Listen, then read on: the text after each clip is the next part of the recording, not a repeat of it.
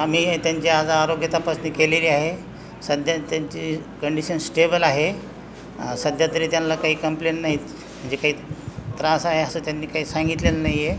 आणि त्यांचा BP 104/70 आहे आणि पल्स किती 86 आहे.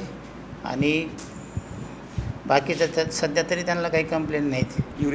युरिन पास केलेलं आहे त्यांनी आणि सध्या बोलत आहेत ते. आणि 48 तास झाले त्यांच्या उपोषण आंदोलनाला. त्यांच्या पोटात पाण्याचा कण नाही आहे, अन्नाचा एक थेंबही नाही आहे.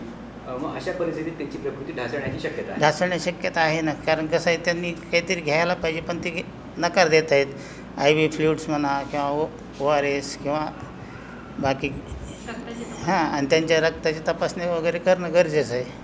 पण ते ब्लड शुगर वगैरे काही करू देत नाहीत. तुम्ही बोललात का त्यांना? हां, रिक्वेस्ट केली होती. आवरली चेक करतो, राऊंड द क्लॉक आम्ही तपासणी करतो त्यांची.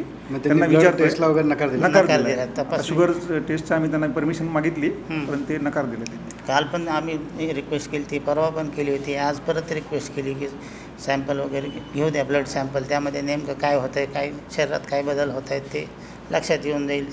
तर त्यांनी तपासणी करण्यास नकार दिला आहे. फक्त BP पल्स वगैरे घेऊ देत आहेत ते आणि ट्रीटमेंटला ते रिफ्यूज करत आहेत. आता प्रकृती ठीक आहे का बिघडत आहे? सध्या तरी स्टेबल आहे ते. काय नाव सर आपलं? मी doctor Anil Waghmare, medical officer आहे, वडीगोदरी.